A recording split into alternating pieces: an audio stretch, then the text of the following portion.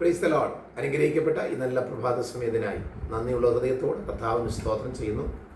അപ്പോസ്തലപ്രവൃത്തി 16-ാം അധ്യായം അതിൻ്റെ 25-ാമത്തെ വാക്യം ഇങ്ങനെ പറയും: അർദ്ധരാത്രിക്ക് പൗലോസും ശീലാസും പ്രാർത്ഥിച്ച് ദൈവത്തെ പാടി സ്തുതിച്ചു. തടവുകാർ ശ്രദ്ധിച്ചുകൊണ്ടേയിരുന്നു. ദൈവത്തിന് സ്തോത്രം. അനുഗ്രഹിക്കപ്പെട്ട ഈ നല്ല പ്രഭാതത്തിൽ നാം ദൈവസന്നിധിയിൽ ഒരുമിച്ചായിരിക്കുമ്പോൾ ദൈവത്തിൻ്റെ പരിശുദ്ധാത്മാവ് നമ്മോട് സംസാരിക്കുന്ന വചനം, സ്തോത്രം, ഒരു ദൈവ പൈതലിനെ സംബന്ധിച്ച് നമ്മൾ ചെയ്യുന്ന ഓരോ കാര്യങ്ങളും മറ്റുള്ളവർ ശ്രദ്ധിക്കുന്നു എന്നുള്ള സത്യം നാം പ്രത്യേകം മനസ്സിലാക്കണം. ഇവിടെ തടവിൽ കിടക്കുന്ന 2 പേർ ചെയ്യുന്ന ചില കാര്യങ്ങളെ മറ്റുള്ളവർ ശ്രദ്ധിച്ച ഒരു സംഭവമാണ് നാം ഇവിടെ കാണുവാൻ വായിക്കാനായിട്ടിടയാകുന്നത്. നമുക്കറിയാം, പ്രാർത്ഥനാലയത്തിൽ ഇരുന്ന് പിശാച് ബാധിച്ചതായ ഒരു സ്ത്രീ, അവൾ അവിടെ നിന്ന് പള്ളിയിലേക്ക് വരുന്നവരോട് പ്രവചനം പറഞ്ഞ് അതുകൊണ്ട് കാശ് വാങ്ങിച്ച് ജീവിച്ചിരുന്നതായ ഒരു സ്ത്രീയും അവരോട് ചേർന്ന് നിൽക്കുന്ന ചില കുറേ ആൾക്കാർ. എന്നാൽ പൗലോസ് ദൈവാലയത്തിലേക്ക് ചെന്നപ്പോൾ ആ സ്ത്രീയുടെ മേലുള്ള പൈശാചിക ശക്തിയെ പൗലോസ് ശാസിക്കുകയുണ്ടായി. ആകയാൽ ആ സ്ത്രീക്ക് വിടുതൽ ലഭിച്ചു. എന്നാൽ ആ സ്ത്രീക്ക് വിടുതൽ ലഭിച്ചപ്പോൾ ഒരു കൂട്ടം ആളുകൾ പൗലോസിനെതിരായി തിരിയുവാൻ ഇടയായിത്തീർന്നു. അങ്ങനെ പൗലോസിനെയും ശീലാസിനെയും കാരാഗൃഹത്തിൽ പിടിച്ച് ഇട്ടു. എന്നാൽ അന്ധകാര നിബിഡമായ ഒരു സാഹചര്യത്തിലായിരിക്കുന്ന പൗലോസ് ചെയ്ത ദൈവികമായ ചില കാര്യങ്ങളെക്കുറിച്ചാണ് നാം ആ വായിച്ച വേദഭാഗത്തു നിന്നും നമ്മെ ഓർപ്പിക്കുന്നത്. ദൈവത്തിന് സ്തോത്രം. എന്നെ ശ്രദ്ധിക്കുന്ന വാത്സല്യ സഹോദരങ്ങളെ, പ്രതികൂലമായ സാഹചര്യത്തിലാണ് ചില സന്ദർഭങ്ങളിലൊക്കെ നമ്മൾ ചെന്നപ്പെടുന്നത്. സ്തോത്രം. നമ്മുടെ ജീവിതത്തിൽ വെളിച്ചത്തിൽ നിന്നും ചില സമയത്ത് നാം അന്ധകാരത്തിലേക്ക് പോകേണ്ട ഒരു സാഹചര്യം വരും. വെളിച്ചത്തിലിരിക്കുന്ന നമ്മെ അന്ധകാരത്തിലേക്കോ കൂരിരുട്ടിലേക്ക് വലിച്ചു കൊണ്ടുപോകുക എന്നുള്ളത് പിശാചിൻ്റെ ഒരു പദ്ധതിയാണ്. ഇവിടെ പൗലോസും ശീലാസും വെളിച്ചത്തിൻ്റെ ശുശ്രൂഷ ചെയ്തുകൊണ്ടിരുന്നപ്പോൾ ആ വെളിച്ചത്തിൻ്റെ ശുശ്രൂഷ ഇല്ലാതാക്കാൻ വേണ്ടി അവരെ ഒരു കൂട്ടം ആളുകൾ ജയിലിൽ പിടിച്ചിട്ടു. ഇരുട്ടിൻ്റെ അനുഭവം അവിടെ വായിക്കുന്നത് അർദ്ധരാത്രി എന്നാണ് പറയുന്നത്, കൂരിരുട്ടുള്ള സമയം.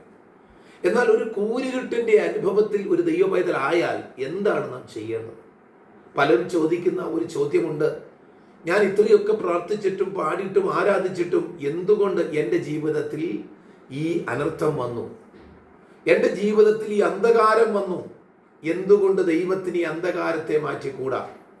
എന്നെ ശ്രദ്ധിക്കുന്ന വാത്സല്യ സഹോദരങ്ങളെ, പൗലോസും ശീലാസും അന്ധകാര നിബിഡമായ ജയിലറയ്ക്കകത്ത് കൈകാലുകൾ ബന്ധിച്ച് കിടക്കുമ്പോഴും ആ അന്ധകാരത്തിലേക്ക് അവരെ കൊണ്ടുവന്ന് വരാൻ സാഹചര്യങ്ങളെ ഓർത്ത് അവർ പഴിക്കുകയോ അവരെ ഇതുവരെയും നടത്തിയതായ ദൈവത്തെ അവർ എതിർത്തു പറയുകയോ ചെയ്യാത്ത ഒരു സാഹചര്യം നമുക്കിവിടെ കാണുവാൻ കഴിയും. എന്നാൽ അവർ ചെയ്തത് എന്താണ്? അതാണ് ഇന്നത്തെ എൻ്റെ വിഷയം. അർദ്ധരാത്രി ആയിരിക്കുമ്പോൾ ഇരുട്ടിലേക്ക് എത്തപ്പെട്ടതായ പൗലോസ്, ഇരുട്ടിലേക്ക് എത്തപ്പെട്ടതായ ശീലാസ്, അവർ 2 പേരും ചെയ്തത് ഒന്നാമത്, അർദ്ധരാത്രിക്ക് പൗലോസും ശീലാസും പ്രാർത്ഥിച്ചു തുടങ്ങി. സ്തോത്രം.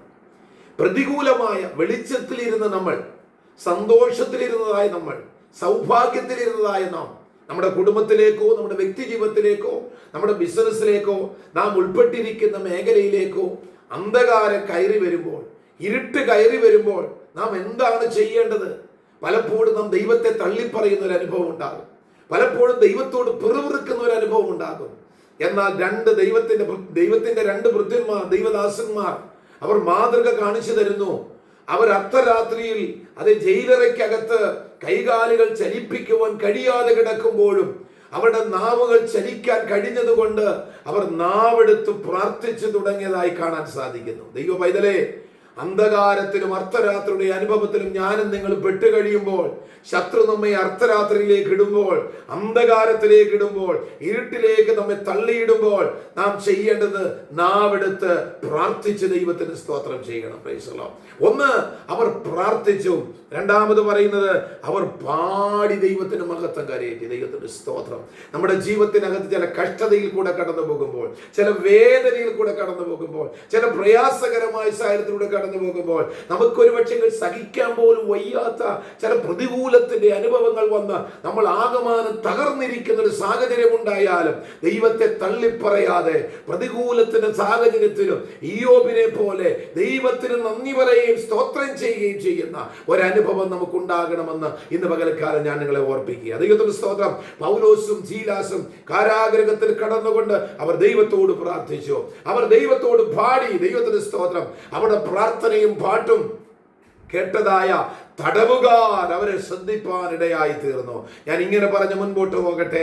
നമ്മൾ പ്രതികൂലമായ സാഹചര്യത്തിൽ പെട്ടുകിടക്കുമ്പോഴും അതിന്റെ മധ്യത്തിൽ കിടന്നുകൊണ്ട് നാം ദൈവത്തെ പാടുകയും ആരാധിക്കുകയും ചെയ്യുമ്പോൾ ദൈവത്തെ അറിയാത്ത പലരും നമ്മളെ ശ്രദ്ധിച്ച് അവർ വിശ്വാസത്തിന്റെ പാതയിലേക്ക് എത്തുവാൻ സാഹചര്യങ്ങൾ ഒരുങ്ങി വരും. ഇവിടെ പൗലോസും ശീലാസും അതേ ഹൃദയം തുറന്ന് അവർ ദൈവത്തെ പാടി സ്തുതിച്ച് പ്രാർത്ഥിച്ചപ്പോൾ അവിടെ നമ്മൾ തുടർന്നുള്ള വാക്യങ്ങൾ വായിക്കുന്നത്, വലിയൊരു ഭൂകമ്പം ഉണ്ടായി, കാരാഗ്രഹത്തിന്റെ അടിസ്ഥാനം കുലുങ്ങി, വാതിലൊക്കെയും തുറന്നുപോയി. ദൈവത്തിന് സ്തോത്രം. അന്ധകാരത്തിൽ കിടന്ന, അർദ്ധരാത്രിയുടെ യാമത്തിൽ കിടന്നതായ പൗലോസും ശീലാസും പെറുപിറുക്കാതെ, അവർ ക്ഷീണിച്ച് തളർന്നുറങ്ങാതെ, അവർ കിട്ടിയ അവസരം, അവർ ബലഹീനരാണെങ്കിൽ പോലും അവർ പാടി പ്രാർത്ഥിച്ച് ദൈവത്തെ ആരാധിച്ചപ്പോൾ അവരെ ഒതുക്കി വെച്ച ആ ജയിലറകളെ തുറന്നുകൊണ്ട് അവർക്ക് തുറന്ന് പുറത്തു വരുവാൻ കഴിഞ്ഞെങ്കിൽ ഇന്ന് പകൽക്കാലം ദൈവത്തിന്റെ ആത്മാവ് നിങ്ങളോട് പറയുന്നു, നിങ്ങൾ എത്ര പ്രതികൂല സാഹചര്യത്തിലായാലും, നിങ്ങൾ എത്ര അന്ധകാരത്തിലായാലും, നിങ്ങൾ ഇന്ന് ഇരുട്ടിന്റെ അനുഭവത്തിലാണാലും, നിങ്ങൾ കടന്നു പോകുന്ന ചില പ്രശ്നമായ സാഹചര്യത്തിലായിരുന്നാലും ദൈവത്തിന്റെ പരിശുദ്ധാത്മാവ് ഓർപ്പിക്കാൻ പറയുന്നു, ആ ദൈവത്തിന്റെ സന്നിധി നിങ്ങളൊന്ന് പാടിക്കാട്ട്, ദൈവത്തോടൊന്ന് പ്രാർത്ഥിച്ചാട്ട്. ദൈവത്തോട് നിങ്ങൾ നിലവിളിക്കുന്നുവെങ്കിൽ ഇരുട്ടിനെ മാറ്റി ദൈവം നിങ്ങൾക്ക് വെളിച്ചം നൽകും. പൗലോസിനെ ശീലാസിനെ ദൈവം പുറത്തു കൊണ്ടുവന്നെങ്കിൽ നിങ്ങളെയും ദൈവം പുറത്തു കൊണ്ടുവരും. നിങ്ങളുടെ പ്രയാസങ്ങൾ ദൈവം നിങ്ങളെ പുറത്തു കൊണ്ടുവരും. ആകയാൽ ഇന്ന് പകൽക്കാലം നിങ്ങൾ എത്ര കൂരിട്ടിൽ കിടന്നുകൊണ്ടാണോ നിങ്ങൾ ഈ വചനം ശ്രദ്ധിക്കുന്നത്, നിങ്ങൾ എത്ര പ്രതികൂല സാഹചര്യത്തിൽ കിടന്നുകൊണ്ടാണോ അത് ഇരുന്നു കൊണ്ടാണോ നിങ്ങൾ ഈ വചനം ശ്രദ്ധിക്കുന്നത്, നിങ്ങൾ രോഗശൈലിയിലായിരിക്കാം, നിങ്ങൾ കടഭാരത്തിലായിരിക്കാം, മാനസിക തകർച്ചയിലായിരിക്കാം, കുടുംബ പ്രശ്നത്തിലായിരിക്കാം, ജോലിയില്ലാത്ത സാഹചര്യമായിരിക്കാം, മക്കളെ ഓർത്ത് ഭാരപ്പെടുന്നുണ്ടാകാം, വ്യത്യസ്തമായ നിങ്ങളുടെ ബിസിനസ്സുകൾ തകർന്ന സാഹചര്യത്തിലായിരിക്കാം.